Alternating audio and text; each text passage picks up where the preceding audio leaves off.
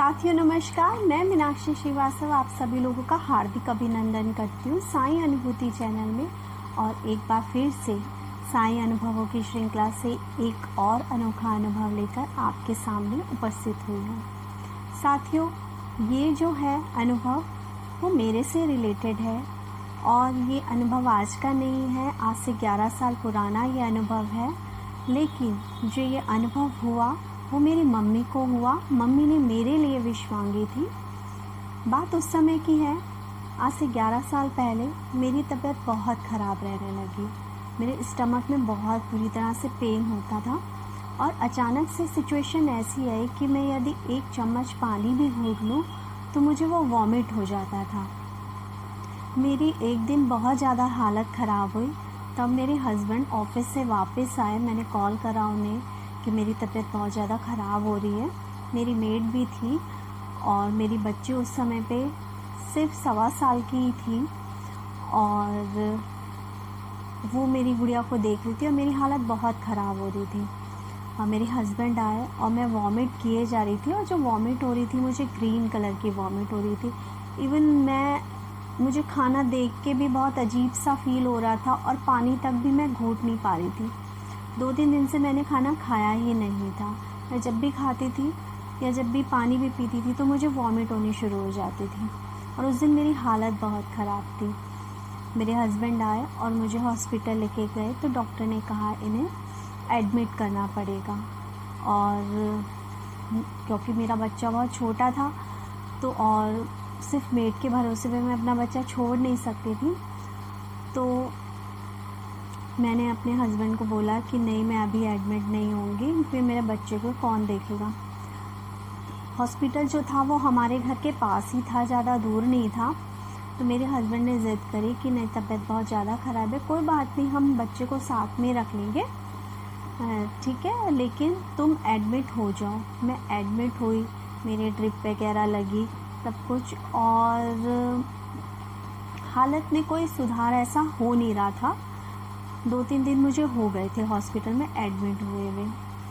एक दिन अचानक से मेरे और ज़्यादा तेज़ दर्द होने लगा और मैं खाना उस बीच भी कम से कम मुझे उस टाइम पे 7 दिन हो गए थे हॉस्पिटल में, लेकिन मैं फिर भी खाना नहीं खा पा रही थी और मुझे वैसे ही वॉमिट हो रही थी। दवाई का असर मुझे नहीं हो रहा था।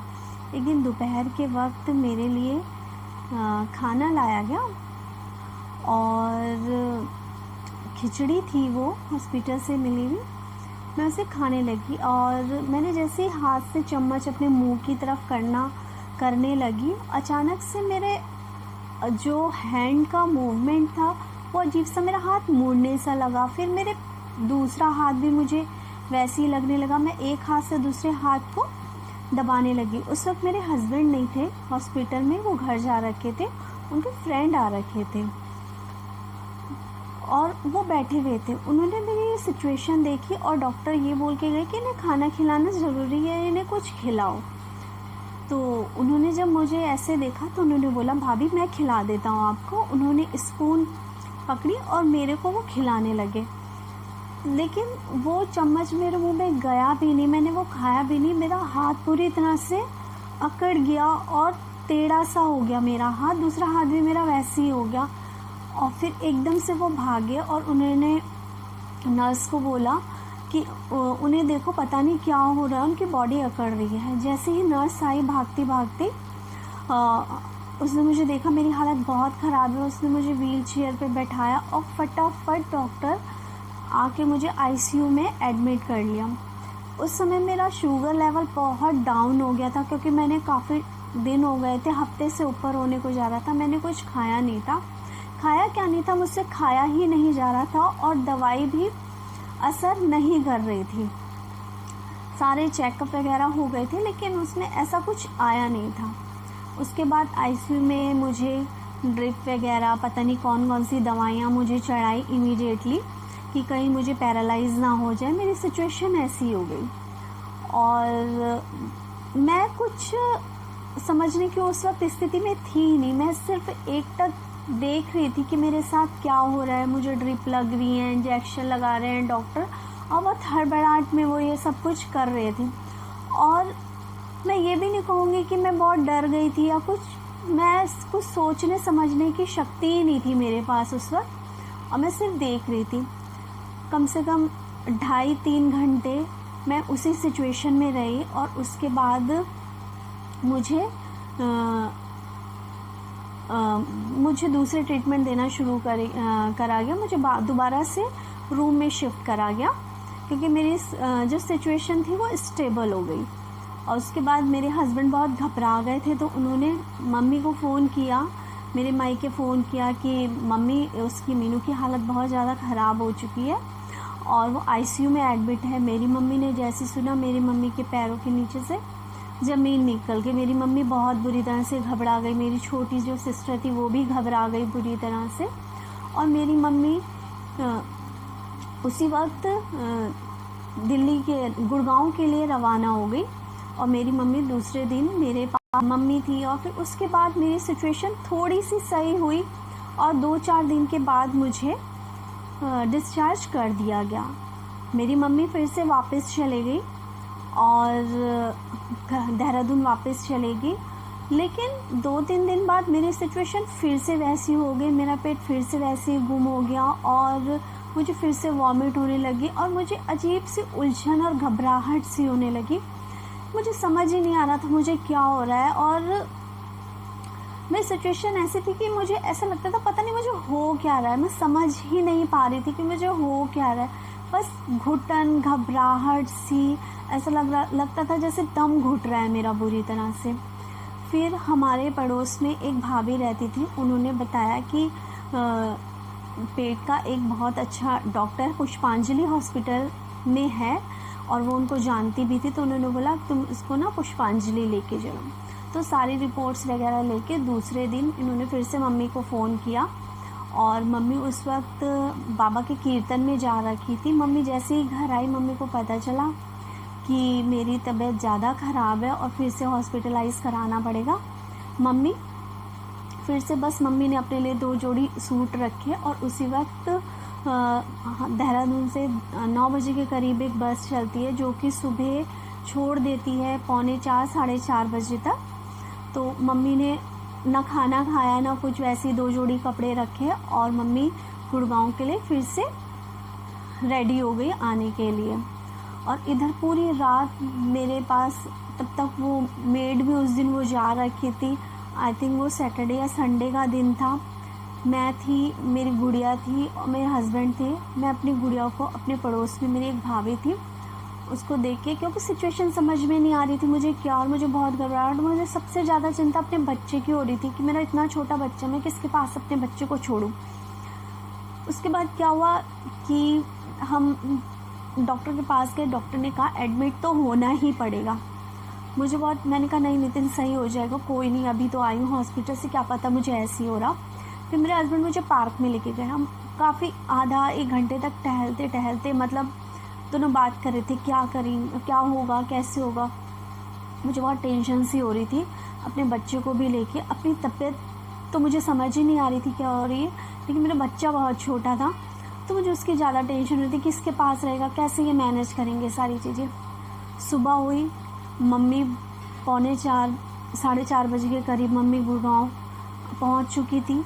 उसके बाद मेरे हस्बैंड, हम लोग 6 साढ़े 6 बजे हॉस्पिटल गए। हॉस्पिटल में जाके डॉक्टर ने मुझे एनीमा दिया और इंजेक्शन वगैरह लगाए, सारी रिपोर्ट देखी। उसके बाद उन्होंने एक्सरे, अल्ट्रासाउंड, जो करना था उन्होंने सब कुछ किया, इंजेक्शन दिया, और मुझे सीधा डायरेक्ट आईसीयू में एडमिट किया गया, क्योंकि मेरी सिचुएशन बहुत ख़राब थी। और जो भी रिपोर्ट्स में आया था उसमें मेरी सारी जो आंतें थी वो सब ब्लॉक हो गई थी, और डॉक्टर ने ये कहा कि देखते हैं अगर हुआ सही दवाइयाँ से तो ठीक है, और अदरवाइज़ इनकी सर्जरी करनी पड़ेगी। उन्होंने मुझे ड्रिप चलाए, मेरे गले में नाक से करके एक नली डाली गई, और मेरे उस नली से वो ग्रीन सा पता नहीं क्या सलाइवा, क्या मतलब अजीब सा कोई ग्रीन कलर का लिक्विड सिर्फ वो आ रहा था। मेरा अजीब सा वो था, मुझे याद है मेरे गले में वो जो पाइप था वो डला हुआ था, और बहुत अजीब सिचुएशन थी, शायद मैं आज भी एक्सप्लेन नहीं कर पा रही हूँ, और मुझे वो सिचुएशन याद आ रही है तो मुझे बहुत रोना सा आ रहा है कि वो बहुत बुरी सिचुएशन थी मेरे लिए। वहाँ पे आईसीयू में एडमिट हुई, इंजेक्शन पे इंजेक्शन चढ़े जा रहे थे, ड्रिप लगी हुई थी, और कम से कम वहाँ पे भी मुझे 8 या 10 दिन हो गए। डॉक्टर ने कहा हो देखते हैं, अभी टाइम लेते हैं, क्योंकि एक बार आंतों की सर्जरी होने का मतलब है इन फ्यूचर प्रॉब्लम हो सकती है, तो अभी कोशिश करते हैं कि दवाइयों से। और उन दिनों में ऐसा हो गया मेरे साथ कि मतलब मेरे हाथों में ना जाने हर नस में 1-2 बार ड्रिप लग चुकी थी, दोनों हाथों में, पैर में। और नौबत ये आ गई कि अब ड्रिप चढ़ाने वाली सिचुएशन ये हो रही थी कि मेरे जैसे ये ड्रिप लगती थी उसके आधा या 1 घंटे बाद वहाँ स्वेलिंग हो जाती थी और मुझे बहुत पेन होना शुरू हो जाता था। फिर उन्होंने बेबी सिरिंज लगाना शुरू करी मेरी, कि छोटी वाली सिरिंज लगाते हैं, इनके पेन कम हो गए। लेकिन मेरी बॉडी पूरी तरह से जवाब दे रही थी। इतने में मेरी मम्मी को भी काफ़ी दिन 8-10 दिन हो गए थे वहाँ पे गुड़गांव आए हुए। मेरी मम्मी भी मेरी हालत देखती थी, मेरी मम्मी को भी बहुत बुरा लगता था और मम्मी को भी नहीं समझ में आता था कि क्या हो रहा है। फिर एक दिन मेरी मम्मी ने, कहता है कि मेरी मम्मी बताती है कि मम्मी ने बाबा के सामने ये बोला कि बाबा मैं कितने दिन तक यहाँ रहूँगी और मेरी बेटी की तबीयत सही नहीं हो रही है, उसे सही कर दो। उस दिन की प्रे के बाद ऐसा हुआ कि उसके दूसरे दिन सुबह 4:30 या 5 बजे के करीब मुझे गैस पास हुई और मुझे मोशन आया, और मैंने नर्स को बुलाया और नर्स को बोला कि मुझे वॉशरूम जाना है। मैं गई, फ्रेश हुई, उसके बाद मैं बहुत रिलैक्स हो गई। और जैसे ही मतलब आईसीयू के डॉक्टर को ये पता चला कि मतलब कि ये इसको मोशन हुआ है और गैस पास होनी शुरू हुई है, डॉक्टर बहुत खुश हो गया और उन्होंने बोला आके मेरे पास वो एकदम से आए जैसे मैं बेड पे वापस आई, और उन्होंने बोला अब खुश हो जाओ और अब सब कुछ सही हो जाएगा। और उसके बाद मैंने बहुत दिनों से कुछ खाया नहीं था, मेरा मन करता था कि मैं कुछ खाऊं, और जब मैं बेड पे पड़ी थी मुझे ऐसा लगता था कि मुझे कुछ हो जाएगा और फिर मेरे बच्चे को कौन देखेगा। मेरी यही सिचुएशन थी। लेकिन हाँ, मैं रियल कहूँगी उस वक्त शायद ना मुझे बाबा याद आते थे ना कुछ, बस मैं स्टक पड़ी रहती थी सिर्फ बेड पे। लेकिन मेरी मम्मी ने बाबा को कभी नहीं, जिसे बोलते भूली वो, और मम्मी ने बाबा से प्रे करी।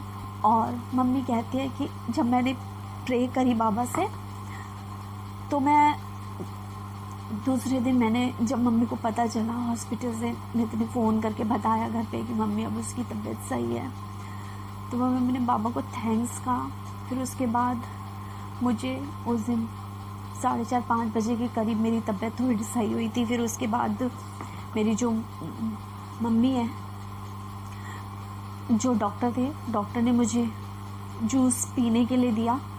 बाहर का सारे जूस मना थे और मुझे एपी दी गई। और आप यकीन नहीं मानेंगे, कम से कम 20-21 दिन बाद मैंने जब जूस अपने मुंह से पिया और मुझे वो इतना अच्छा लगा कि बस मुझे लगा पता नहीं कि मुझे क्या अमृत मिल गया। और मैं बस भगवान से उस वक्त सिर्फ यही कह रही थी, भले मुझे खाना मिले ना मिले, ठीक है, लेकिन बस मैं सही हो जाऊँ। और बाबा ने मुझे मेरी बच्ची के लिए बचा लिया। मेरी मम्मी जो बाबा पे इतना विश्वास करती हैं, बाबा ने उनके विश्वास की उस बात की लाज रखी, मेरी सर्जरी होने से भी बच गई और मैं आज आप लोगों के सामने हूँ, बिल्कुल सही सलामत।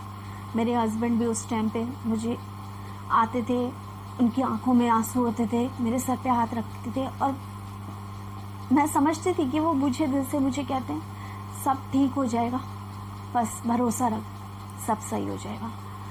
वो मुझे बाद में उन्होंने मुझे बताया कि वो हॉस्पिटल के हर पेड़ के नीचे, हर सीट के नीचे, या मतलब आईसीयू में तो बंदा नहीं बैठ सकता ना, वो तो बाहर ही रहता है, बैठ के सिर्फ ये सोचते थे कि मेरी मीनू कब सही होगी। और मैं सही हो गई उन लोगों के विश्वास पे, बाबा की कृपा से। बस मैं आज यही कहूँगी कि बाबा, जिस तरह से आपने मुझे मेरे बच्चे के लिए बचाया, उस तरह से बहुत ऐसे लोग हैं जो बहुत सारी बीमारियों से जूझ रहे हैं, उनके ऊपर अपनी कृपा बनाए रखना। लेकिन इतना भी ज़रूर कहूँगी कि बाबा की कृपा उन्हीं लोगों पर होती है जो बाबा पे अटूट और सच्चा विश्वास करते हैं। जैसे कि मेरी माँ का, मैं ये नहीं कहती कि मेरी मम्मी बहुत कभी उन पे दुख नहीं आते या कुछ ऐसा नहीं है, बहुत सारे स्ट्रगल से वो भी गुजरती हैं, लेकिन हर स्ट्रगल के साथ भी मेरी माँ हमेशा एक नाम याद रखती है, वो है साईं बाबा। और कहते हैं ना, जाको राखे साइयाँ, मार सके ना कोई, उसका जीता जागता। और साक्षात उदाहरण हूँ मैं आप लोगों के सामने। आज आप लोगों के सामने साईं अनुभव सुनाती हूँ, और बस आप लोगों से यही विनती करती हूँ कि बाबा पे विश्वास रखें, श्रद्धा रखें और सबूरी रखें। वक्त लगता है चीज़ों को सही होने में, लेकिन अपना पेशेंस उस दौरान मत खोइए। ओम साई राम। दोस्तों, इसी के साथ चैनल को ज़्यादा से ज़्यादा शेयर कीजिए, लाइक करिए एंड सब्सक्राइब करिए।